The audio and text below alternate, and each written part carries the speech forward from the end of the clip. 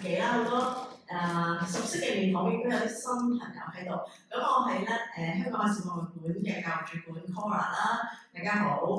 係啦。咁我今日嘅講者就係趙月先生，我哋可以嗌佢嚟啦。通常呢個時間咧，我都會勸喻大家熄電話嘅。但係咧，以我咧同阿 Patrick 相識咧，都咧知道咧，其實佢好多資料分享嘅。如果大家咧需要即係4點鐘準時有啲朋友咧喺門口等咧，可以咧靜靜 WhatsApp 佢哋咧，可能咧就要等多陣啦。係啊，咁因為咧，我相信咧，我哋咧有可能都有啲 overrun 嘅機會。咁但當然啦，其實咧成個嘅講座中間咧，如果大家有各自有需要咧，都可以自己咧就進出嘅，呢個都冇問題嘅，係啦。好，咁嗱，我哋都陸續開始我哋今日嘅講座啦。今日個題目咧，其實咧有好長嘅咁但係咧都係咧我同阿 Patrick 咧精心咧就策劃出嚟嘅。咁嗱，我讀一次咧就係話呢個我哋今日題目咧係海絲藥引鴉片、洋藥與清末民初中國製藥業嘅改革。咁其實咧我哋真係咧會咧逐一 topic 咧去順住去講嘅，用一個比較有系統嘅方法咧，俾大家啦可以吸收到今日嘅內容。咁今日嘅內容咧係有一啲咧好專業嘅部分啦，特別係講緊藥史啦。咁嗱，我要好快地咧介紹 Patrick 嘅背景俾大家知。咁佢個名咧，佢除咗一個趙月呢個名之外咧，佢本身有個滿洲名嘅，係啦，我都驚讀錯嘅人 Patrick 睇。因為姓氏叫伊爾根國羅。咁都係等我哋又了解多一啲佢嘅背景啦。咁我哋今日講者咧，無論咧喺佢嘅專業成就啦，喺佢哋工作經驗同埋學術嘅貢獻咧，都好卓越嘅。咁好快嚟講下咧，佢嘅專業資格咧，包括咧喺國際藥史研究院嘅終身會員，英國皇家藥學會嘅會士，英國皇家歷史學會嘅會士，香港藥劑深造學院嘅院士，香港註冊藥劑師。咁而佢亦都係咧英國咧德蒙福特大學嘅藥劑學理學士啦，Hull 大學嘅工商管理學嘅碩士啦，亦都咧係瑞士咧洛桑國際管理學院咧接受過呢一個高階嘅管理訓練嘅，係啦，喺工作經驗上咧，佢出任過咧屈臣氏集團啦，各大嘅歐美嘅跨國企業啦，包括咧 BD 啦、Montclair 啦、Monsanto 啦、Roche 等嘅亞洲太平洋咧及咧大中華地區嘅一啲董事嘅職位嘅，係啦。咁我哋亦都好關注咧佢嘅學術嘅上邊嘅貢獻嘅，係咪？嗱，咁Patrick 咧都經常咧喺出席咧唔同嘅講座嘅。咁我約佢做呢個講座咧，都差唔多咧就超過半年㗎啦。因為有時咧佢話我聽咧喺台灣啦，有時咧遠至去印度嘅，係啦。咁佢研究嘅題目咧係非常之特別。咁呢一個資料咧就係有佢近期咧參加過嘅講座啦。咁而咧近呢10年咧，佢嘅出版咧係差唔多冇停過嘅。咁咧我好幸運咧就拜讀過咧3本咧當中嘅書籍。咁咧都個非常之精彩嘅，係啦。咁除咗以上嘅書籍之外咧，其實咧佢亦都咧係籌備緊咧2套咧好大型嘅書籍啦。咁就呢2套嘅，係啦。咁呢2套咧就未面世啦，但係咧佢寫咗嘅作品咧，其實咧佢都有帶一啲sample 嚟嘅。咁完咗之後咧，我哋都會咧放喺台嗰邊咧，就讓大家有機會咧去睇到啦。咁好啦，咁其實我哋今日嘅講座內容咧，會咧特別咧關注咧呢本咧《西約來華》呢本書嘅，係啦。咁呢本書我都有睇過啦，非常精彩咧，圖文並茂。咁所以咧，大家咧會預計咧，喺我哋講座入邊咧，其實咧都有好多精彩嘅歷史圖片嘅。咁在座可能大家甚至對譬如香港歷史照片有興趣嘅話咧，都唔會失望嘅。其實一陣咧都有好多好精彩未見過嘅，譬如西約廣告嘅相片啊咁樣咧，都好值得我哋去留意嘅。好啦，咁又講一講啦，其實咧。個緣起咧，點解我哋咧會想請咧 Patrick 嚟講呢個講座咧？咁有啲朋友可能有留意啦，咁就係咧，其實我哋個館藏入邊咧，其實咧有涉及咧呢個鴉片相關嘅藏品嘅喎，唔知大家有冇留意？咁導賞員咧，可能亦都喺佢哋導賞嘅tour 入邊咧都有提嘅。咁而咧我哋亦都有條短片咧，就係咧我哋一位咧譚生咧就幫我哋咧講過介紹過啦喺網上，咁我哋好強調咧我哋食過鴉片嘅嚇，咁但係咧佢咧有講解咧成個食鴉片嘅過程都好得意嘅，係啦，咁同埋我哋咧對呢樣嘢研究咧，我咧都今日咧帶咗少少咧我哋嘅館藏嘅一個 archive 嚟，咁咧我哋有個好特別嘅書，咁咧就叫做咧華人洋煙圖。咁咧佢係咧就係英文名咧係 Opium Smoking Among the Chinese， 但咧佢咧係用英文寫嘅喎，但係咧插圖入邊咧嘅人物咧係中國人嚟嘅喎，係啦，咁呢一本嘅書籍都非常之珍貴咧，當然亦都絕版啦，咁係我哋嘅收藏之一。咁咧我一陣咧，如果大家有興趣睇咧，我都會安排我哋嘅同學咧就戴手套咧，陣間可以俾大家咧去了解下曾經咧出過一啲咁得意嘅書，係應該係當時嘅商行咧，就係去教人咧點樣去吸食鴉片嘅，係啦。咁咧就啦，係啦，因為呢個原因啦，咁咧我哋咧就從鴉片咧出發，去咧嘗試咧去認識咧多啲咧洋藥呢樣嘢咧，透過海上絲綢之路咧嚟到嘅時候咧嘅一啲影響啦。咁咧正如我頭先所講啦，我哋咧每一個嘅字都係字字精警嘅，係啦，我哋真係咧會 cover 晒咧以上咧題目咧所講嘅主題嘅喎。咁事不宜遲啦，我哋咧即刻開始啦。咁咧我呢個咧就第一章嘅內容咧，最吸引我咧就係個我字喎，係啦。咁不如咧我哋咧首先請 Patrick 咧，佢又講解下咧佢所謂嘅我的藥史歷程大概係點樣咧？好，大家好。首先多謝Colin 李小燕係喺香港海事博物館嗰個教育嘅主管，咁多謝佢同埋佢啲同事今日安排呢個下晝嘅講座。咁星期日下晝風和日麗，咁多謝大家即係咁好嘅天氣都嚟呢度聽我喺度講嘢。咁首先講翻就話頭先亦都有一位研究中國古代瓷器嘅問我話點解會對呢個藥史嘅興趣咧？咁就可以講翻就喺2000年嘅時候咧，我哋去咗一個叫絲綢之路嘅地方。咁絲綢之路嘅地方，如果大家去過嘅話咧，都可能會知道有南絲綢同埋北絲綢。咁我哋睇到呢度咧，就係一個叫做喀什嘅地方。咁喀什嘅地方咧，就係屬於中國新疆嘅西部。咁去到嘅時候咧，就睇到即係中國喺漢朝嘅時候叫張騫就出使嗰度。咁佢有個像，有個銅像喺嗰度。非常之高，咁就即係另外作為一個即係中國人去到嗰度就會非常之震撼，因為中國地方咁大，去到嗰度係即係古代2000年前喺度。咁但係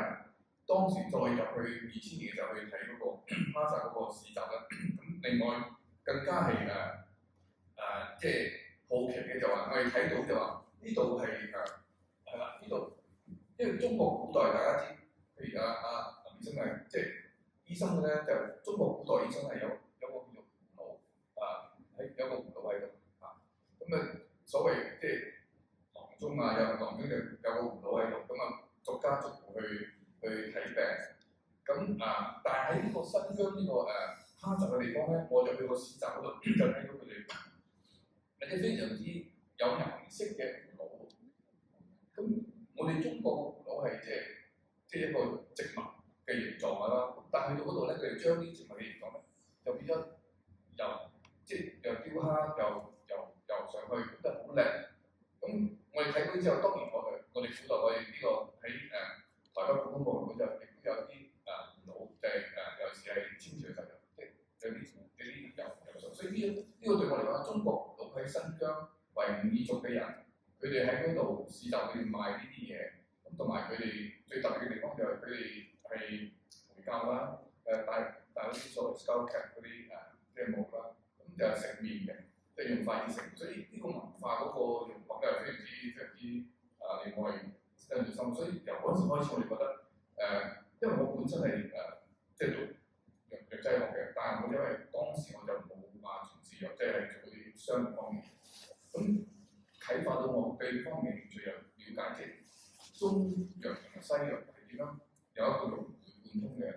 情況咧嚇。咁所以由嗰度開始就即係對呢個方面就2000年開始即係學習研究嘅開始。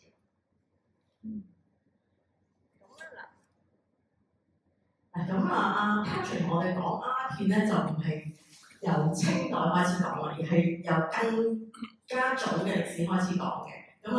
係啦，事不宜遲啦，我哋聽 Patrick 講解呢一個咁特別嘅 image 咧係代表啲乜咧？嗱，首先我哋睇到呢個一嚿嘢係一個所謂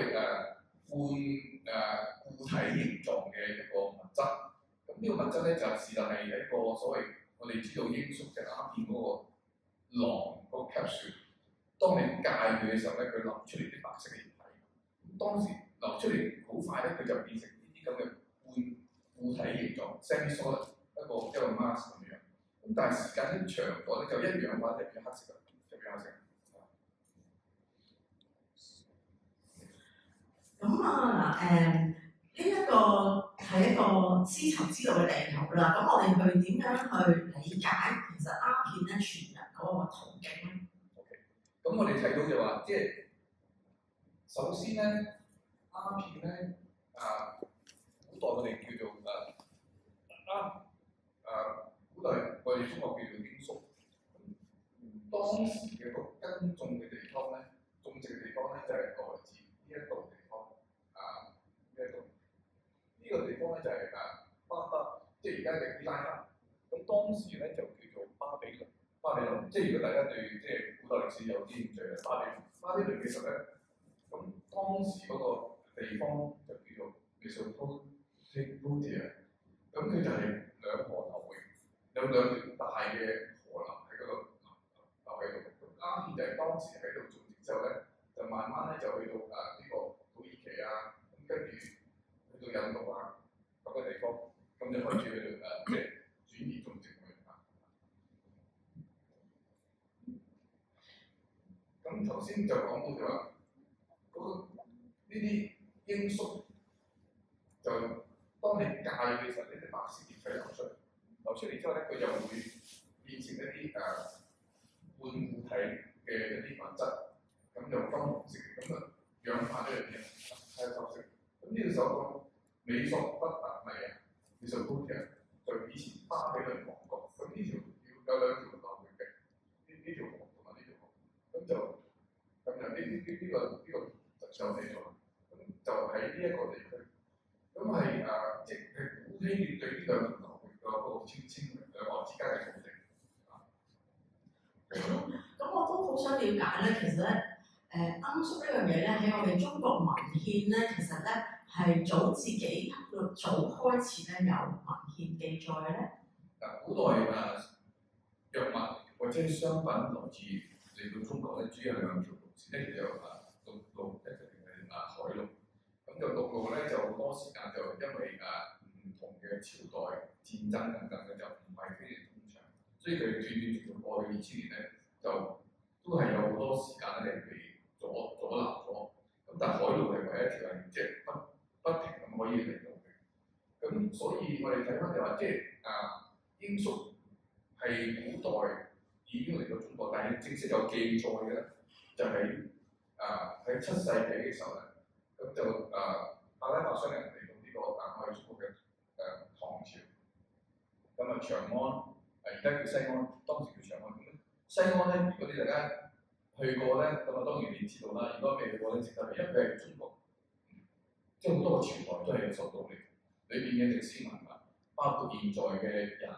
飲食啊，譬如一啲中亞洲嗰啲飲食咧，佢仲喺度保存得非常好。咁喺唐朝嘅時候咧，就唐高宗咧就有第一本即係全球第一本嘅官方嘅藥典，就叫新修本草。新修本草，另外一個名叫叫唐本草，叫寫錯字叫草字。咁呢個本草裏邊咧係本草意思就係一個 index 一個藥物嘅一個藥典，佢裏邊有850隻藥，而英數其中隻係記載。當時咧就唔係話完全用嚟做一個藥物，係主要做一啲即係一啲裝飾用途，一個好靚嘅啲花嗰方面嘅嘢。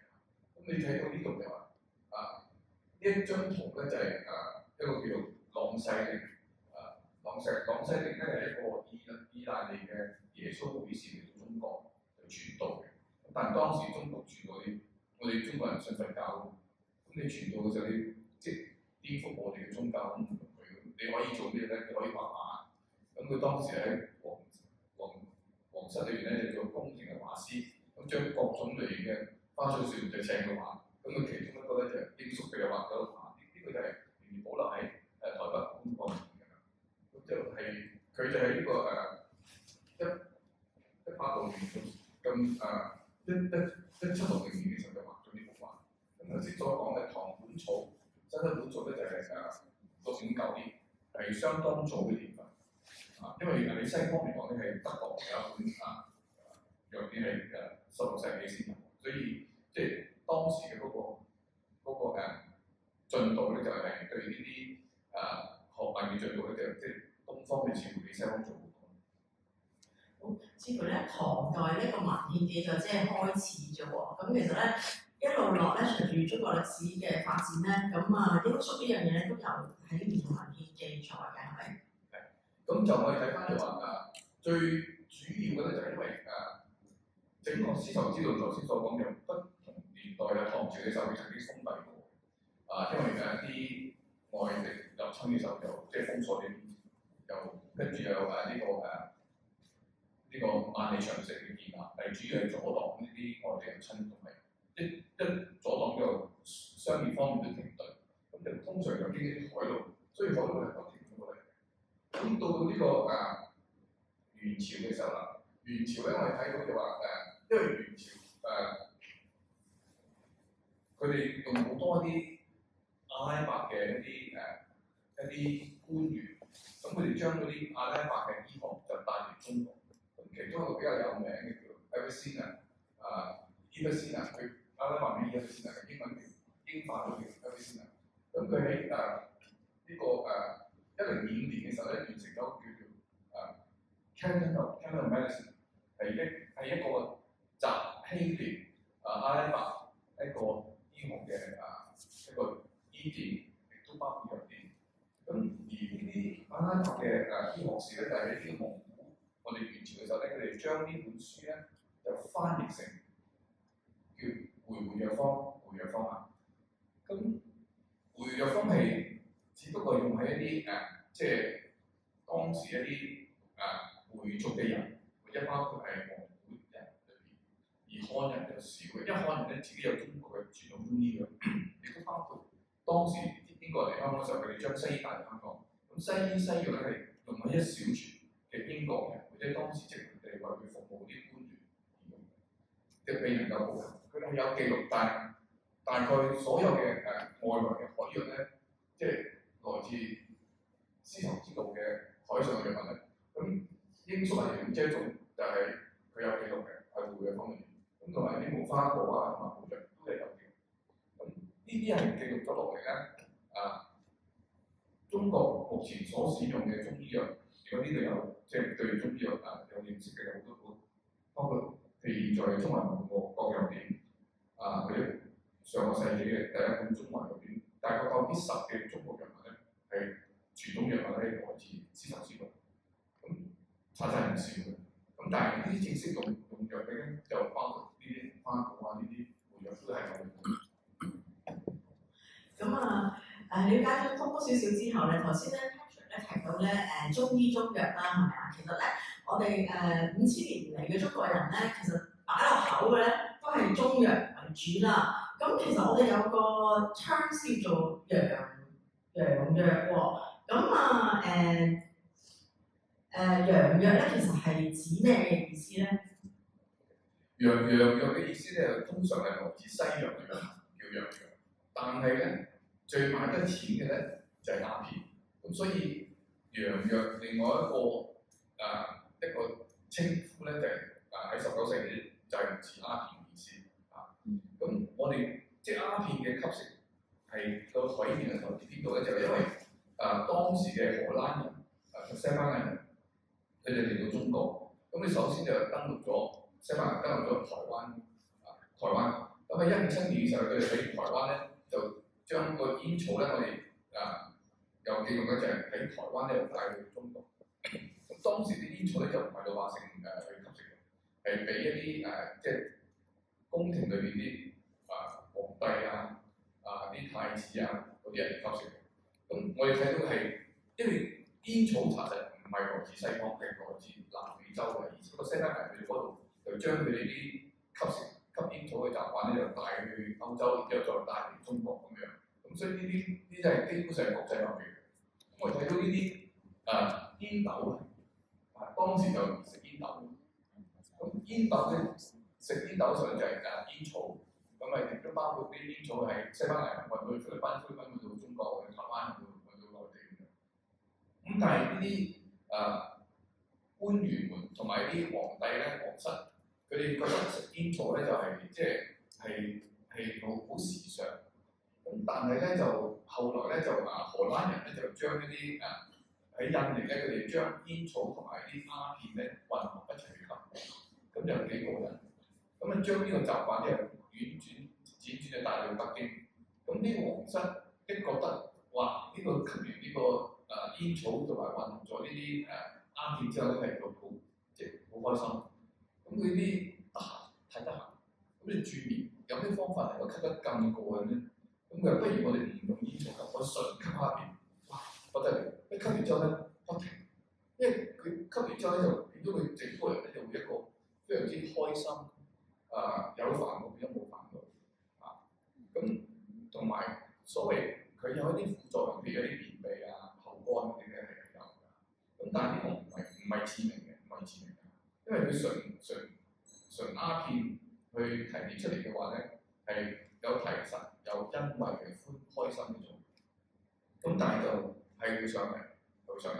咁你都可以搣得得嘅嗰啲，即係佢身邊有去咁所以變咗佢哋啲皇帝嗰啲吸完之後就話：哇，純吸鴉片好正。咁啲官員就即係有樣學樣啦，咁即係老細吸我都吸啦，即係好似我啲忠心㗎嘛，係咪先？咁就得啦，咁一路傳落去。咁所以鴉片就會有咁嘅情況。咁但係老百姓咧就即係都要錢買嘅，因為傳統得幾多啫。因為後來都即係荷蘭人就通過即係啲船喺印尼運嚟中國咁樣賣鴉片去賺錢。咁所以老百姓就吸水煙啦，水煙。咁水煙就係即係中國都有啲煙草喺雲南跟蹤，即係西班牙之後南美運到西班牙去到中國，即係菲律賓咁煙草就吸水煙。但係我哋睇到即係如果係真係貴族咧，就係吸鴉片係有啲價差嘅，即係唔係好普通嘅，即係佢非常，即係佢打發時間，即係佢唔使做嘢嘅咁變咗佢就可以做呢啲嘢。咁但係呢啲吸食鴉片之後咧，就可能會成癮，咁同埋戒都唔係咁，因為你得閒得滯，所以吸完之後就可以可以發。咁而家我哋又理解咗喎，除咗喺外來運入嚟之外咧，原來雲南咧都已經開始有種植呢個罌粟嘅咁另一個咧洋藥嘅名稱，我哋成日聽見嘅，佢今時今日都係啦，嗎啡。咁呢一樣嘢咧，我哋中國人又點樣開始認識嘅咧？其實嗰個發展係兩個重點，一個咧就係即係貿易方面喺荷蘭人先將呢啲鴉片帶去中國，咁但係荷蘭人農喺亞洲係俾英國即係代替咗，開始喺馬來西亞嘅巴拉卡，巴拉卡之前咧係荷蘭人管嘅，後來就同英國人講掂咗，就後來英國人挑咗巴拉卡，即係佢所謂嘅海峽嘅一啲安頓嘅地方 ，street settlements 包括新加坡、巴拉卡、片丁等等一啲地方。咁佢哋用呢啲地方咧作為一個中轉站，就將呢啲鴉片咧就當初就喺土耳其，後來就喺印度運中國。咁因為印度係屬於英國人即係控制嘅，即係東印度公司控制，係17世紀就已經開始。咁變咗佢就通過因為英國人喺印度管理咧係佢一個所謂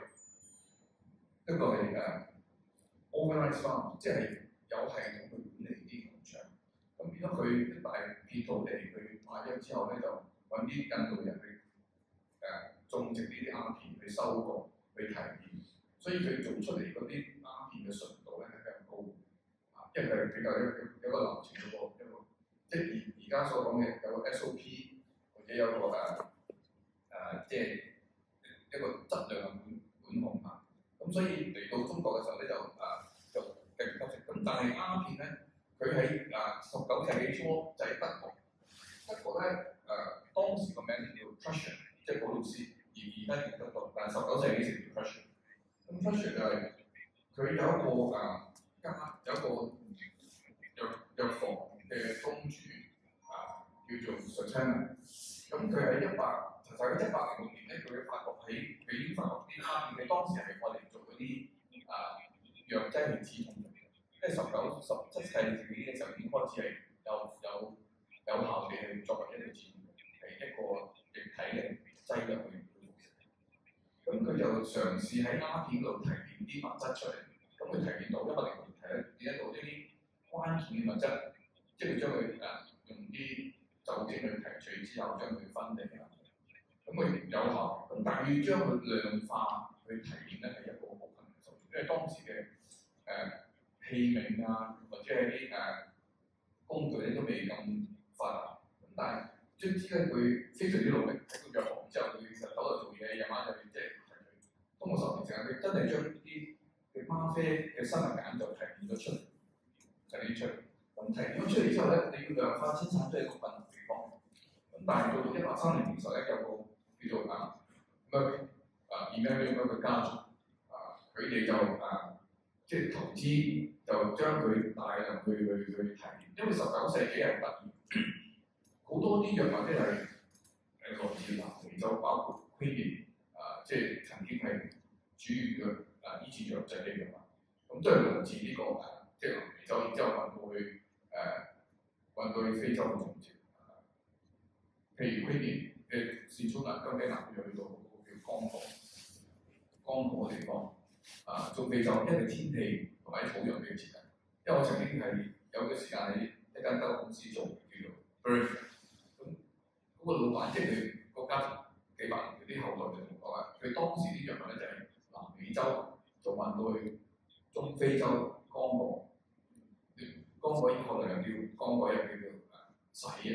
呢個地方咧就去種植，咁佢哋有啲咁種植咗之後就將啲嘢咧。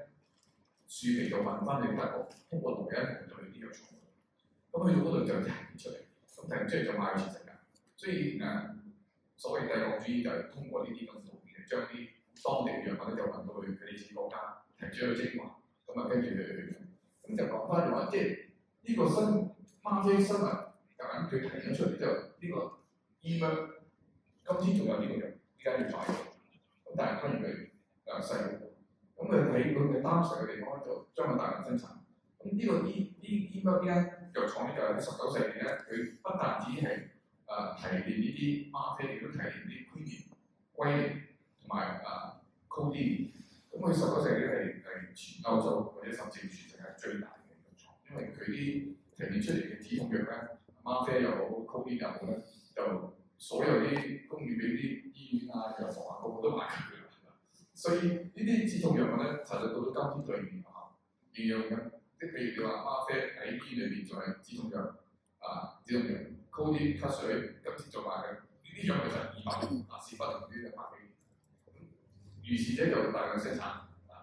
咁就確認咗佢喺呢個嗎啡俾佢醫用嘅效果多。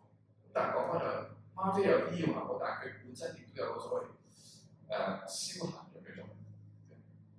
繼續講解下咧，其實鴉片嘅劑量，我哋係點樣去理解咧？我哋睇翻就係頭先所講喺西方咧就鴉片咧就係佢喺好早期17世紀已經開始即係正式使用，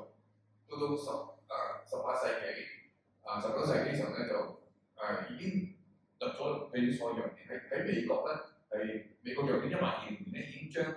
個嗎啡咧鴉片嘅丁劑即係液體嘅鴉片。呢家鴉片咧就係頭先睇到啦，呢度攞出嚟嗰啲白色嘅液體，佢就氧化咗啲黑色嘅，咁佢即係呢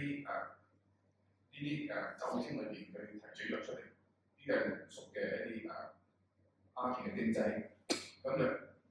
咁配藥嘅時候咧就攞一啲出嚟，然之後溝埋一啲其他嘅藥物，譬如因為鴉片可以止瀉啊嘛，咁止瀉嘅時候嗰時我當時喺即係住喺英國做嘢，咁佢嗰啲叫 morphine and kaolin tincture mixture， 咁有啲人如果係咁呢啲係輻射可能係屬於一啲腸嘅感染食物中毒咁樣，咁係用啲 morphine and kaolin mixture， 咁佢除咗嗎啡裏邊咧，仲有啲 kaolin 係啲一啲好細嘅一啲物質嚟嘅，佢將啲毒素吸收之後一齊可以發射出嚟，所以佢係當時係非常之有70年80年喺英國仲係非常之常用嘅。咁而家就冇用嘅原因係因為有其他嘢可以代替咗佢。咁我睇到呢啲咁嘅丁劑就係即係 opium tincture 就通過呢啲罌粟子同埋啲酒精混合咗提取咗鴉片丁劑。咁呢個藥用方面就係咁樣啦。咁當時嘅藥用咧係唔係指呢種醫用嘅藥物，而係指鴉片吸成叫藥，因為啲人賣鴉片嘅話咧，佢話呢個係藥物嚟嘅，係幫助你嘅。咁中國即係啲廣告嚟嘅，咁就相信佢啦。我呢係藥物嚟嘅，所以佢好啊，咁呢個咧應該係咧，我哋聽阿 Patrick 講咗咧就精彩嘅地方嘅，因為咧佢都除咗淨係講歷史之外咧，都真係咧結合咧佢對於藥劑嘅理解咧，就令我哋咧更加明白多啲，係啦。咁咁又講翻多啲歷史上邊發生嘅事情啦。咁好得意喎，其實咧我聽阿 Patrick 咁講咧，其實我哋鴉片戰爭咧都會可能帶住一啲比較負面嘅感覺啦咁但係咧原來咧佢亦都可去啟動咗一個新嘅潮流喎。咁我好快啦 Patrick 咧就將會喺呢一個嚟嘅呢個 session 咧為我哋去講解嘅。咁但係第一咧我哋咧都又講翻。再令大家去refresh 翻大家個記憶咧，不如Patrick 又講翻多少少呢個鴉片戰爭嘅背景先。首先就講翻，因為我而家講嘅嘢咧就可能政治上並不正確咁但係大家為咗即係方便大家討論可以去因為東西方對呢個戰爭嘅理解完全唔一樣。如果係英國人嘅理解咧，就覺得呢一場係東歐戰爭。因為英國人同中國買咗好多茶葉，而英國人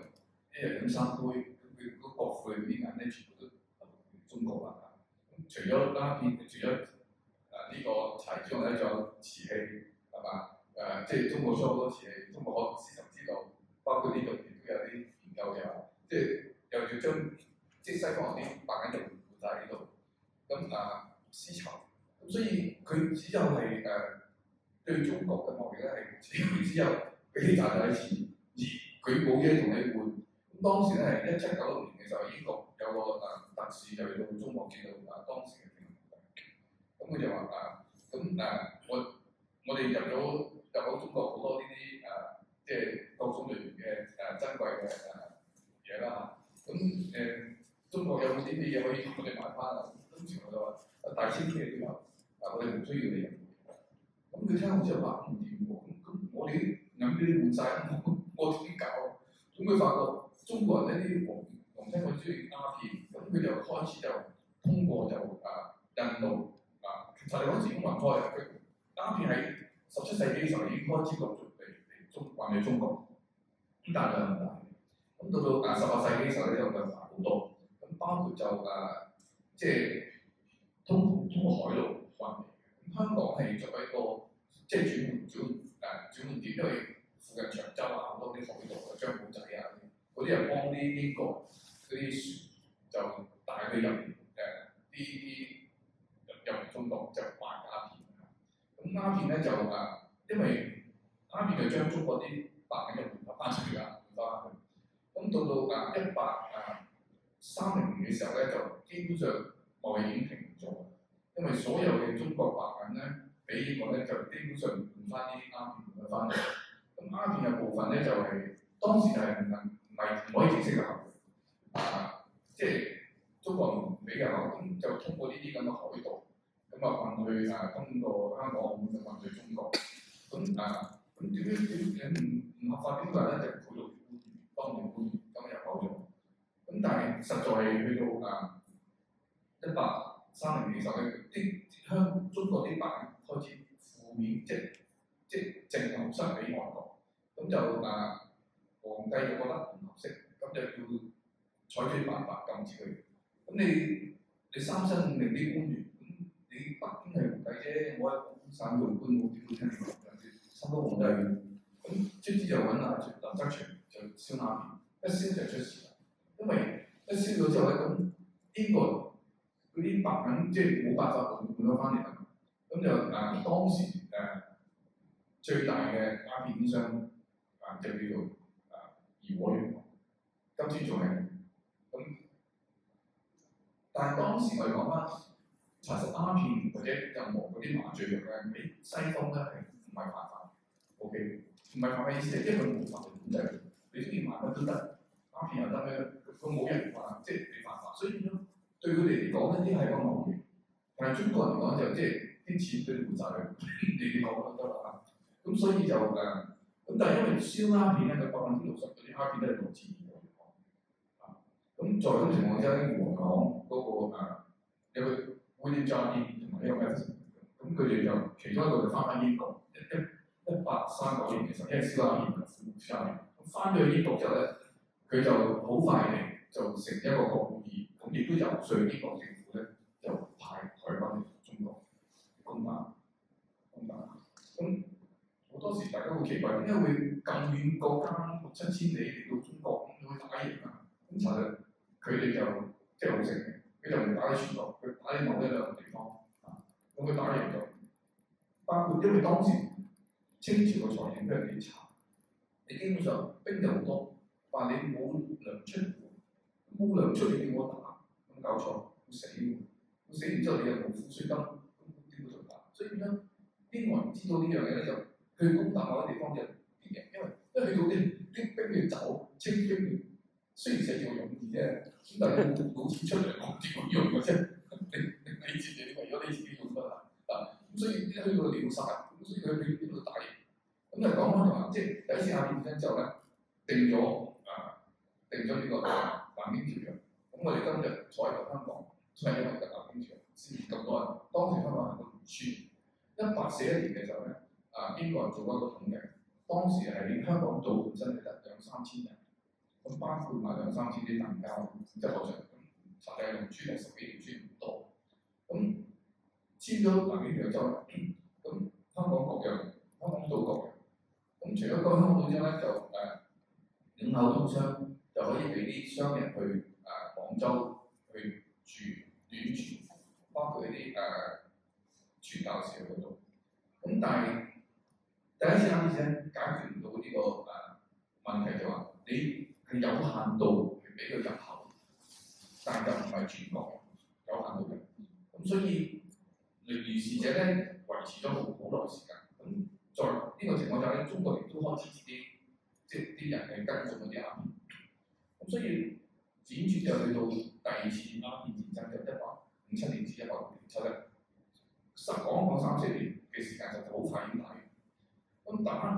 亦都輸咗啦，因為你都冇糧出嘅，都冇人去打㗎。咁在咁嘅情況之下咧，就第二次鴉片咧個影響就好大，因為第二鴉片咧就中國更多個商埠可以開到之外咧，同埋鴉片係無限制可以入口，無限制入口，無限制入口就係亂賣，亂賣，咁亂賣情況之下就更多人投食，更多人投食啊，咁所以更多滾流出去。咁如是者咧就1860年咧係一個好關鍵嘅年代，就影響到整個中國喺商業上上海嘅即係興起同埋好多中國人賣住仔通過香港賣去其他地方賣，就即係做添。咁就呢個係好關鍵嘅。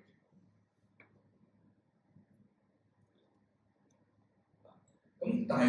第三戰爭咧，亦都造成一啲喺中國咧就會令到好多西方嘅商人，包括一啲傳教士及一啲醫護人員嚟到呢個地方。咁160年之後咧，就香港嘅蓬勃，咁就令到好多醫生、西醫嚟到香港，亦都有啲藥房開始喺度賣。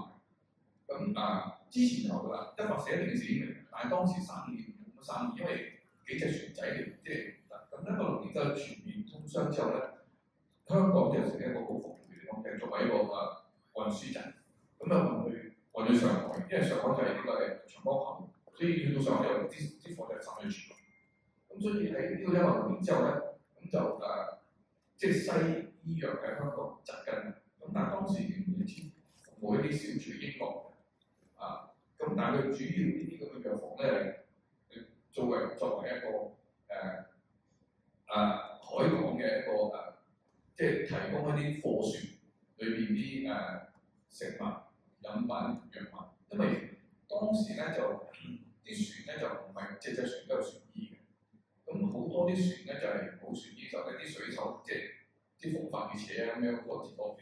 攤咗就啲止痛藥咁樣鴉片所以當時就好多呢啲咁嘅藥房買好多呢啲藥品各方面都係揾中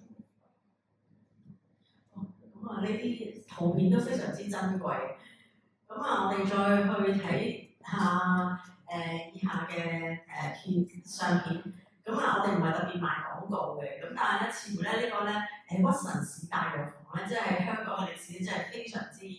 長啦。咁Patrick 都可以講解下。大家因為呢啲咁嘅名咧，譬如義和藥行屈臣氏嗰啲咧，同香港人黐線嘅好多人都同佢打。現在包括我曾經，所以即係香港，我哋講起鴉片戰咧，查實呢個係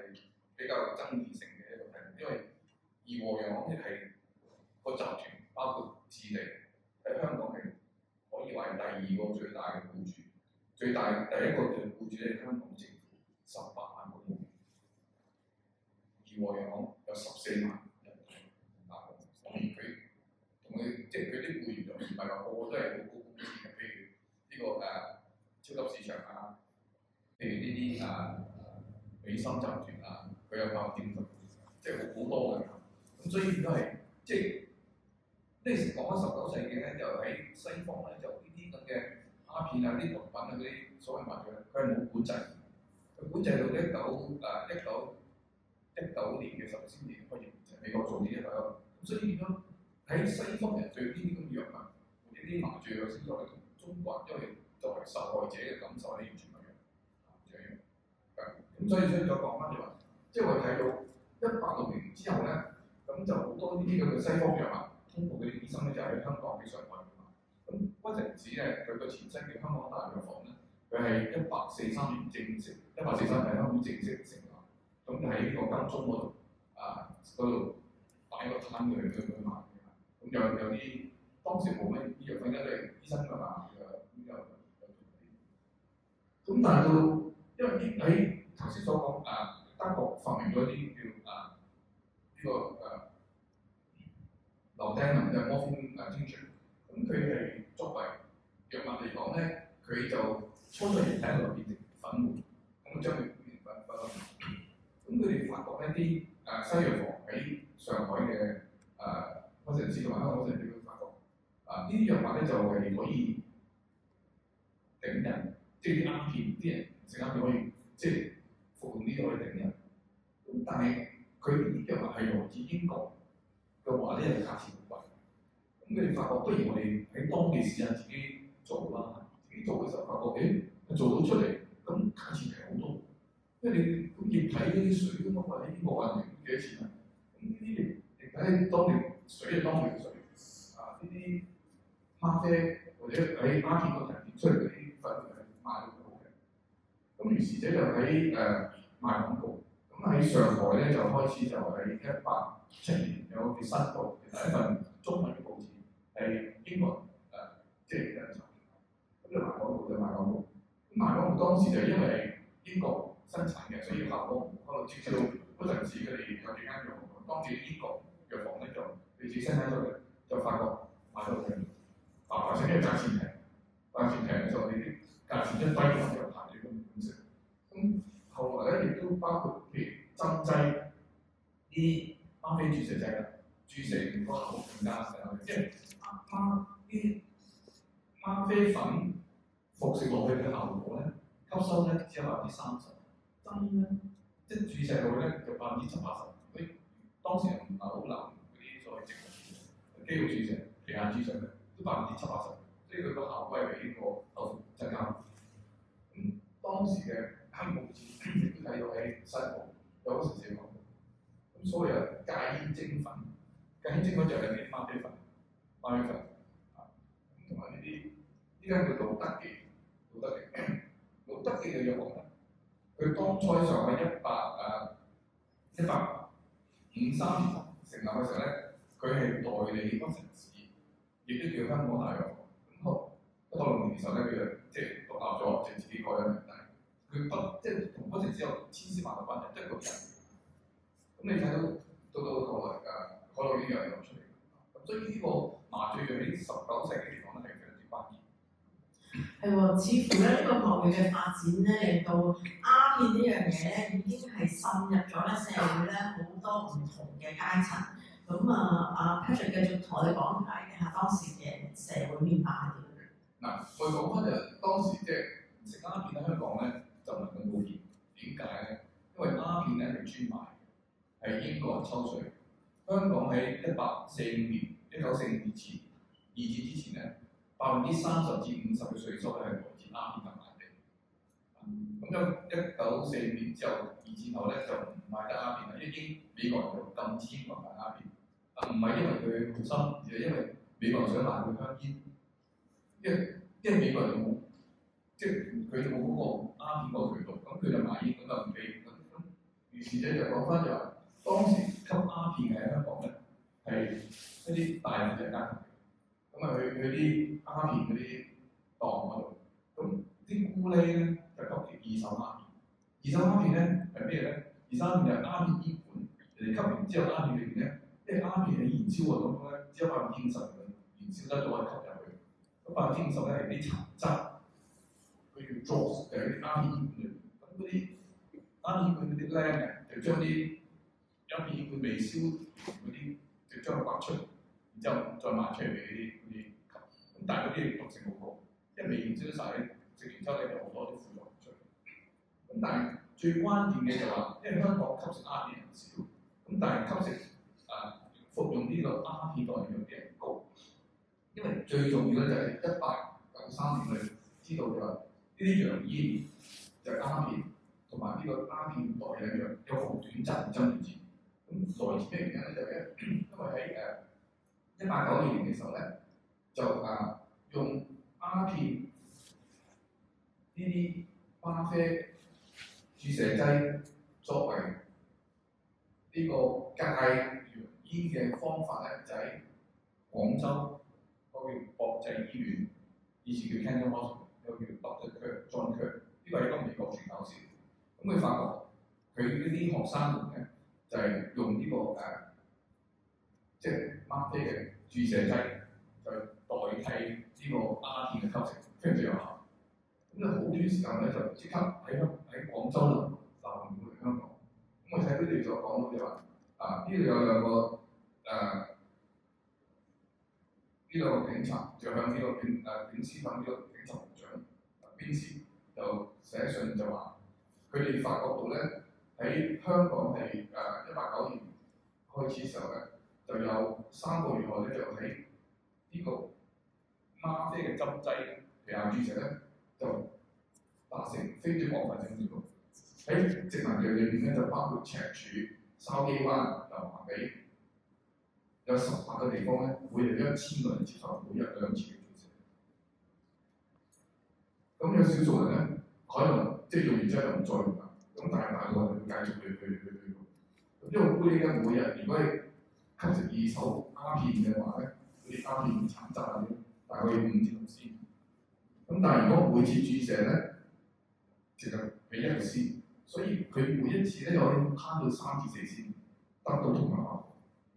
咁所以如果以嗎啡由1兩人民幣每兩40蚊嘅價格去計算咧，咁啲藥粉買完之後咧就即係做沖水，然之後注射，咁就揾一啲即係學食打針嘅人去做，咁就變咗呢樣嘢咧就造成好大衝擊。咁呢個衝擊係點樣咧？就話因為好多人唔去吸鴉片，走咗去注射呢啲嗎啡皮下注射劑，咁令到咧庫房收入大，因為啲鴉片醫生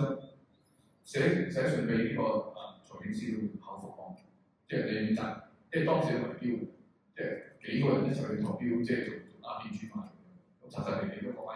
唔同公司咁佢哋冇人去吸鴉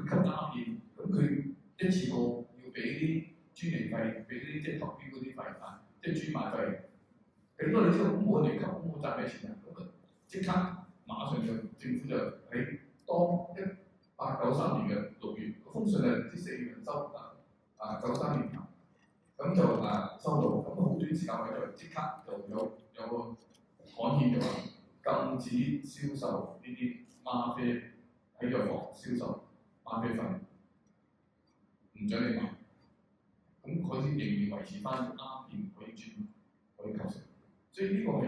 一個非常之商業性嘅一個決定。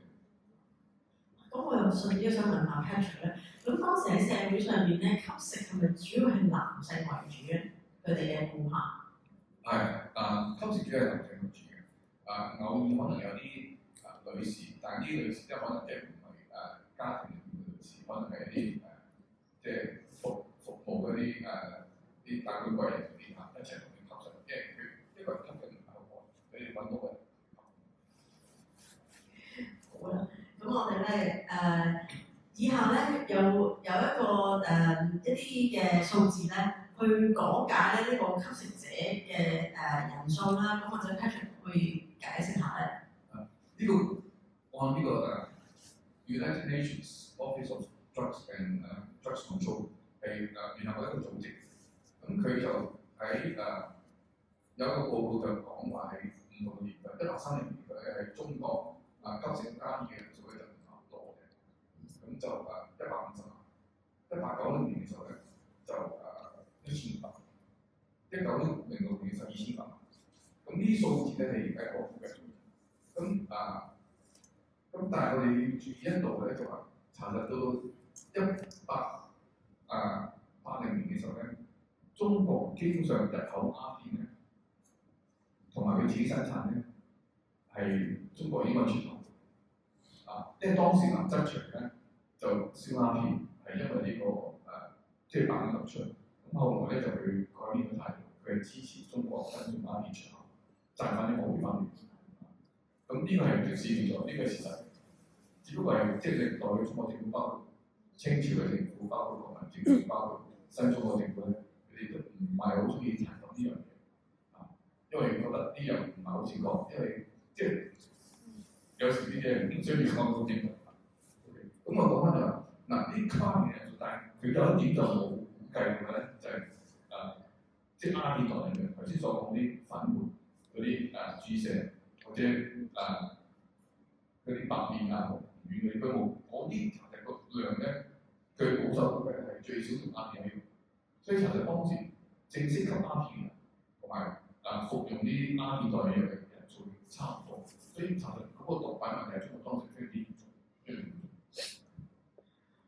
好啦，咁嚟到呢一部分咧，其其實我都認為呢個咧都係好精彩嘅一個環節。咁就係正如頭先講啦，其實鴉片戰爭對我哋嘅意義係咪一淨係咁單面性咧？會唔會有多方面咧去認識呢一個戰爭咧對我哋嘅影響咧？咁我哋繼續請陳傳講嘅。頭先我同有位小朋友講㗎，佢有興趣咧抗生素。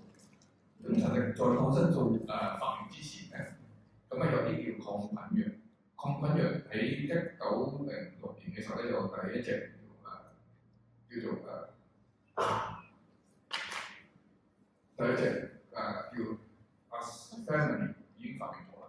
咁但係呢隻藥咧就係喺德國發明嘅時候咧，就佢所謂叫 magic bullet 係一個神奇嘅子彈，可以殺到菌。呢啲菌咧主要最大嘅治療嘅病咧就叫梅毒。其實梅毒呢個性病咧係非常之頭痛，因為古代咧喺歐洲咧，佢哋係冇辦法去治療，佢只能用一啲叫水銀嘅膏，水銀嘅膏塗喺一啲所謂患處或者係一啲有一啲病徵出現嘅地方。咁但係呢個水銀雖然係可以殺到一啲菌，但係亦都係非常痛苦，所以唔係好有效。同埋佢唔係內服嘅，只要外用，但係佢菌喺身體裏面。咁所以到1906年佢發明咗呢隻藥之後咧，喺德國個科學家發明咧，咁但係佢發係用植物要注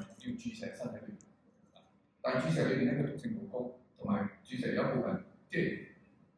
劑量過多就會死。咁跟住3-4年之後佢發明咗另外一隻叫新式呢個 New Aspharin。咁呢隻藥咧個毒性低好多，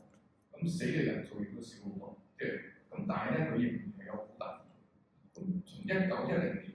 至到1944年嘅時候咧，呢啲所謂呢啲arsenic 就係嗰啲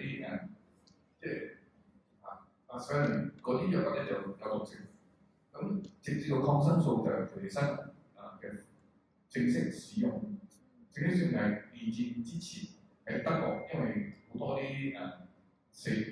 二戰就死好多，咁就發明咗英國人。就發明咗培生，咁但係大量生產就冇錢，咁啊去到美國農業部就出錢俾佢生產，生產之後最後尾1944年首先正式即係大量生產出嚟。講翻呢隻藥咧，就係、所以喺中國當時好多啲藥廠係都係即係生產啲藥一賺錢嘅，入口啲藥貴。咁呢啲講翻呢個廣告。咁但係我哋講翻西藥行業咧，就可以睇到呢啲藥房。喺呢間咧就叫 Watson Crick 係屈臣氏同埋一個 Crick 嘅人咧，就喺上海合資1860年成立。但係在呢之前咧，屈臣氏自己又好有通過其他佬咧喺上海已經喺1946年嘅時候已經有藥，但係都唔係好成功。咁老德記咧，佢嘅前身咧亦都係來自屈臣氏嗰啲員工。咁呢個係本地嘅行業，中華。咁講翻啲西式藥房經理咧，就知道初初就主要服務啲即係外來嘅船隻供應船上嘅用品。咁我哋睇到呢個係香港大藥房，就來自喺廣東普通大藥房就搬咗嚟香港。即係廣東大藥房1883年喺廣州成立咗。咁1943年喺呢個摩根大山嘅金鐘嗰度，佢哋就開業。呢個係佢喺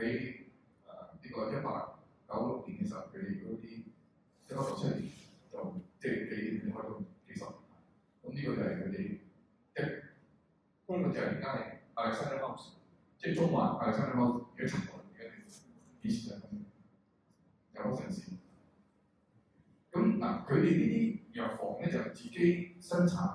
同埋有啲銷售一啲初就嗰啲鴉片嘅粉、鴉片代孕藥。咁在銷售嘅過程當中咧，佢哋都代理一啲外國嘅藥物，包括自己喺香港，喺中國、上海、香港生產自己嘅藥物。譬如屈臣氏都有生產金積素呢個叫花塔餅。花塔餅我諗唔係好多人，尤其是小朋友未必知道。花塔餅係至到知道花塔餅嘅成分咧係一個來自中亞洲西伯利亞一隻藥。咁喺16年嘅時候咧，美國快手藥廠咧就係生產出呢個杜蟲藥，非常之有效嘅杜蟲，即係衞生條件冇啲細路係即係長即係有蟲生蟲啊。咁嗰隻藥物咧就係因為好苦啊，食落口。咁但係快手咧就快手德國嚟嘅，佢移民咗去美國。咁佢同佢表弟咧就做個花塔餅，呢啲餅裏面啲糖甜甜地喺度咁食落去，咁可以杜蟲非常有效。咁但係到喺香港係1880年開始生產嗰陣時咧，咁但係到1973年嘅時候，因為西伯利亞大雪，咁失收呢啲咁嘅藥物，個成績種唔出嚟，變咗佢就改換嗰啲化學物。咁但係佢呢隻藥物咧，差唔多封成100年嘅東南亞。咁呢個就係英國史國絕嗰陣1922年。而家仲係，所以我哋而家好多啲品牌咧，你過100、200年啊，人哋當然佢會方便呢個，但係基本上都係啲。我哋睇翻就頭先因為藥鴉片代引藥，令到啲藥房可以賺好多錢，買好多啲。咁於是佢哋自己都開始生產，佢哋生產，初就喺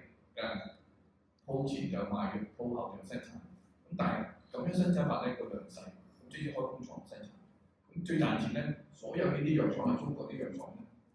都係開始係生產鴉片代開始。咁新亞藥廠又好，全部都係生產信源嘅，全部都係。咁但係我哋發覺到呢啲，因為呢啲賣呢啲藥物同埋啲藥房，而係喺中國咧，就係1911年其實只有3間藥廠。係專門生產呢啲內服藥，外國藥廠喺中國呢度喺6間，總共有9間喺中國生產。1918年咧，本地藥廠真係嚟嘅，1935年58間，1945年110間。所以你睇中國嘅藥廠係因為呢啲賣呢啲藥物，初就係鴉片代引藥，後來有啲獨家品牌嘅，咁後來就有啲抗生素呢啲咁嘅抗菌藥嚟銷售。咁就變咗係非常之多。咁外國嘅咧就越嚟越少，多越嚟越少。咁所以整個鴉片同埋鴉片代引藥咧係將中國整個製藥生產同埋藥房生產改變。而家點解中國咁多藥房？咁多藥房咧就因為賺錢。當初就賣呢啲咁嘅代引藥，賣高啲價錢。咁時間過得好快，我哋嚟到咧今日咧嘅演講最後一張嘅 slide 啦，就都請 Patrick 講解下。嗱，你睇到呢度咧就申報1872年第一份中文報紙就喺呢度發。咁另外第一次鴉片戰爭之後咧，香港好多地方即係開放啦。咁第三年戰爭之後咧，就鴉片冇限制入中國。咁總結係話，呢啲咁嘅鴉片代引藥咧係19世紀後期嘅。香港有時特別，香港英國人係佢有嗰個鴉片專賣嗰個專利嚟，所以而家佢就唔係好用佢哋即係賣呢條，但係都有賣，因為對高。咁所以講翻就話，我哋睇翻中國先就知道來咗啲西方藥物，咁藥鴉片係最重要嘅。咁鴉片引致呢啲鴉片代引藥，同埋一啲藥房自己生產嘅專門藥物，藥廠嘅生產，咁將整個中國個製藥嘅生產咧改變咗。而中國中成藥咧，雖然佢哋維持翻佢自己嗰個系統，但係呢個西藥咧就通過呢個過程咧帶嚟。多謝大家。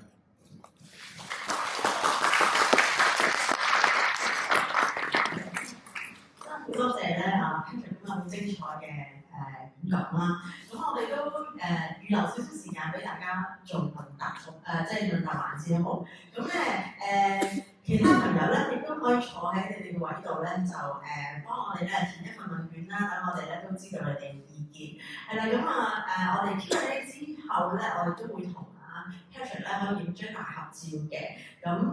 好，咁睇下咧Flora 咧有冇人想問問題啦？請舉手。好，最後嗰排。係啱嘅。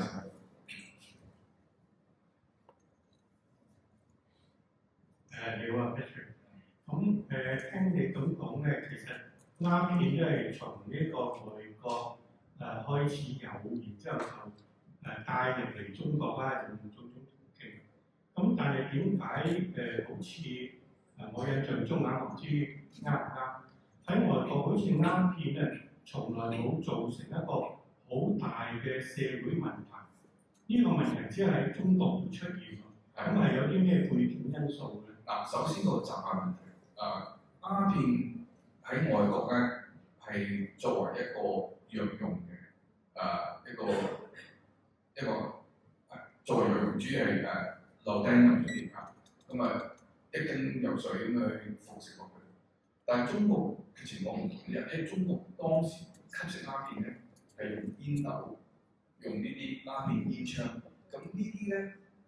係喺中國啲達官貴人，主要係皇室裏邊，佢哋實在太難冇嘢做，咁佢哋可以即係瞓喺張床度，慢慢喺度吸食。咁啲西人咧就係好毒嘅，即係唔中意吟詩作對啊，即係係咪佢中意騎馬，中意打獵啊，咁所以咧佢哋個生活方式同我哋唔同。咁中國因為皇帝官員佢哋吸食鴉片係一個好高尚嘅一種消閒嘅一個習慣。咁做官員嘅話咧，就老闆咁做，我都咁做。咁變咗係同埋嗰個社會結構，因為中國嗰啲所謂富有嗰啲人咧，佢哋真係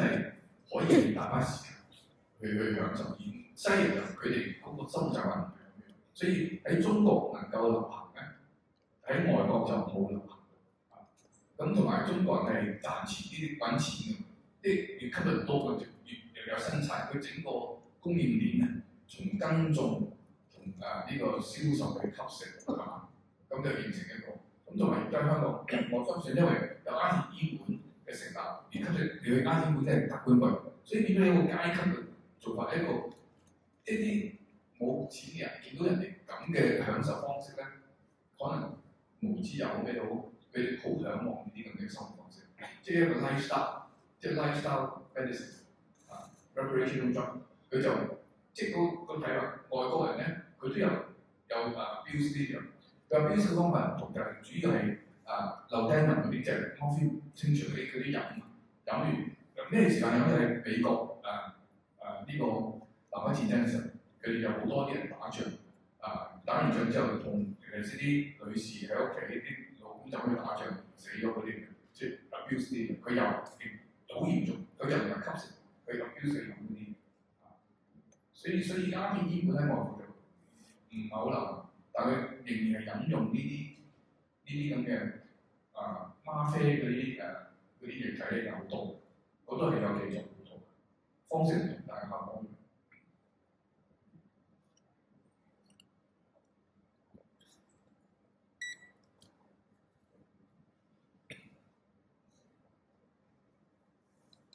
想問下就一路民間上面有個謠傳，就係怡和洋行個標誌其實係歐洲翻嚟嘅，呢個講法有冇根據？因為怡和洋行就話自己係介意翻嚟。嗱呢個咧就因為我有朋友去做一啲研究，咁就訪問怡和洋行，就係後邊街啫，後邊嗰度。咁你佢同怡和啲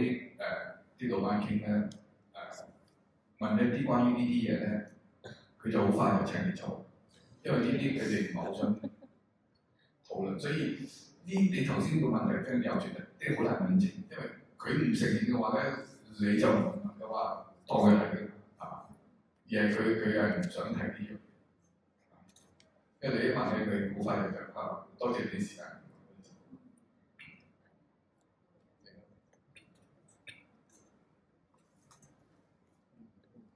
我想問下咧，頭先咧講到咧話用鴉片咧嚟到戒煙啦，咁我哋香港咧有用美沙酮戒煙嘅喎，咁嗰個發展又點樣嘅咧？我都好想知道嘅。嗱，美沙酮咧係1993年代嘅時候咧，就喺德國發明，即係所有好多即係19世紀、20世紀世紀上半葉好多藥物咧都係鴉片，都係喺德國發明嘅。咁美沙酮有即係首先我哋講嗎啡、codeine、heroin、oxycodone、methadone 都係德國發明嘅。咁佢哋發明嘅目的咧，當時係希望 methadone 係戒除呢啲嗎啡嘅煙癮或者可樂煙癮嚇。咁戒除嘅意思就話即係睇你點樣講啊。因為嗎啡有可樂煙咧係嗎啡嘅10倍咁啊，10倍嘅 potency 啊。咁美沙酮咧係，但係嗎啡同埋可樂煙咧，佢食完之後咧，你個人好開心嘅，你希望即係有一種好欣慰嘅感覺。即係通常係啲臨終病啦嘛，醫生可以好多臨終病佢哋會用呢啲咁嘅止痛藥，因為唔單止止痛藥，令到佢唔會對生命嘅一個絕望嘅，即係一個好開心嘅點嘅。咁美沙酮咧係可以代替咗嗎啡或者可樂，但係佢食完之後冇嗰種欣慰感覺，佢冇話開心嘅。咁所以喺香港咧係1972年嘅時候咧就引進咗美沙酮。咁當初咧就有1萬人註冊作為美沙酮嘅吸食者，佢唔知俾幾毫錢嘅。咁咧就效果唔係幾好，因為當時引進最大嘅挑戰咧就係因為呢個鴉片豐收喺金三角地方，咁鴉片豐收咧啲嗎啡又好，可能佢喺度提煉出嚟嘅話咧，就價格就好平，好平。咁你美沙酮幾毫子啫，咁你可樂煙啲追嗰啲都係1-2蚊啫，唔係好貴。咁但係咧到1980年代嘅時候咧，呢啲鴉片失收，咁跟住可樂煙價格又上升咗，咁變咗啲人冇錢啦，咁就要美沙酮。所以美沙酮喺香港咧係1萬人吸，咁之後太貴嘅跌到5000，跌到5000，咁跟住佢平嘅又升翻，所以搖搖咁。咁但係咧，美沙酮唔係話幫你戒斷嘅，佢可以幫助到你慢慢減少呢個量，但係你好多人都食。到今天有3000人喺度食緊美沙酮。咁但係美沙酮最大一個點呢個咧就話，因為我哋知道1980年代，咁當愛滋病嘅出現，愛滋病嘅病毒，咁令到好多人因為注射呢啲可樂煙，因為頭先講翻吸食藥物嘅習慣咧，西方同東方唔同。西方人將亞洲，東方人咧鴉片係用長槍嚟吸嘅，咁可樂煙係追龍，即係將紙係石條咁，即係吸，即係著一聲咧入咗去。所以即係咁，在咁情況之下咧，又因為喺外國，包括香港後都用即係可樂煙注射針筒，咁注射針筒你要慳錢，就用一支針筒咧就幾個人，咁一個感染咗即係長感染，所以美沙酮喺香港反而好重要嘅就係佢即係減少咗愛滋病嘅傳染，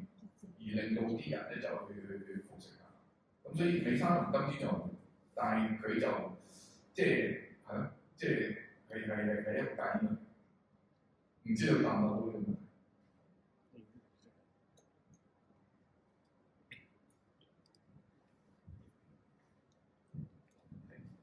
剛才你提到啦，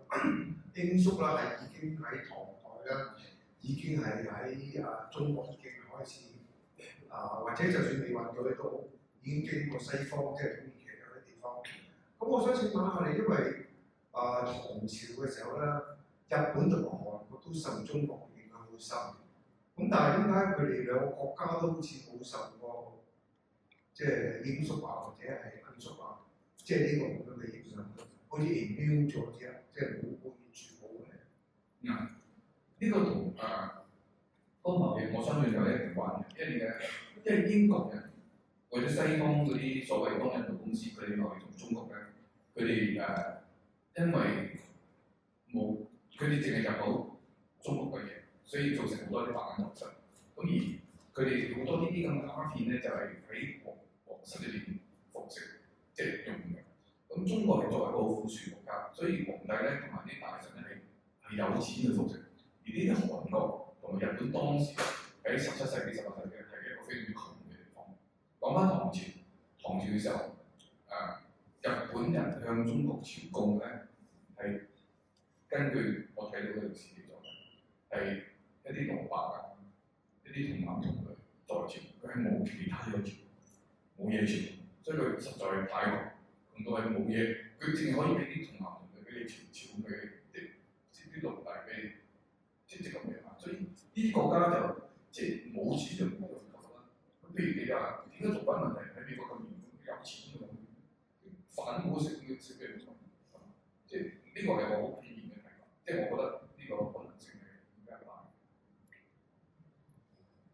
好啦，咁我哋咧有揾多一條問題好唔好啊？咁因為我哋咧都留翻一啲時間咧，俾有興趣睇咧阿 Patrick 著作嘅朋友咧都可以俾啲時間佢哋去睇。咁最後一條問題，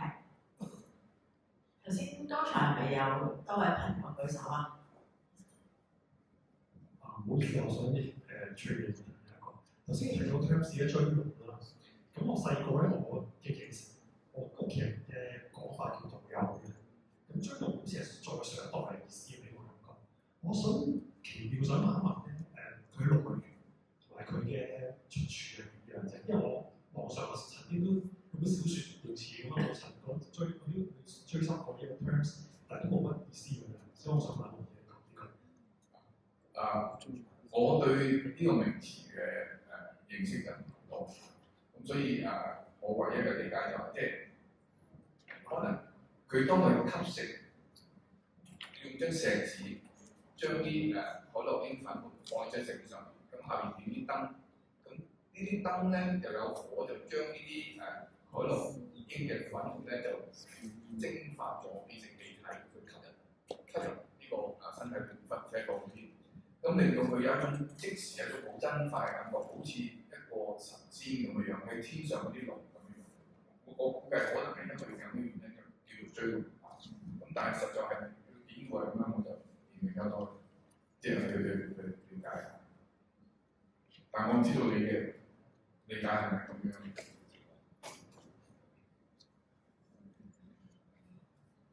好啦，咁不如我哋嘅問答時間就到呢度為止，好唔好啊？咁我哋再一次以掌聲咧，多謝大家，多謝大家咁多位嘅觀眾。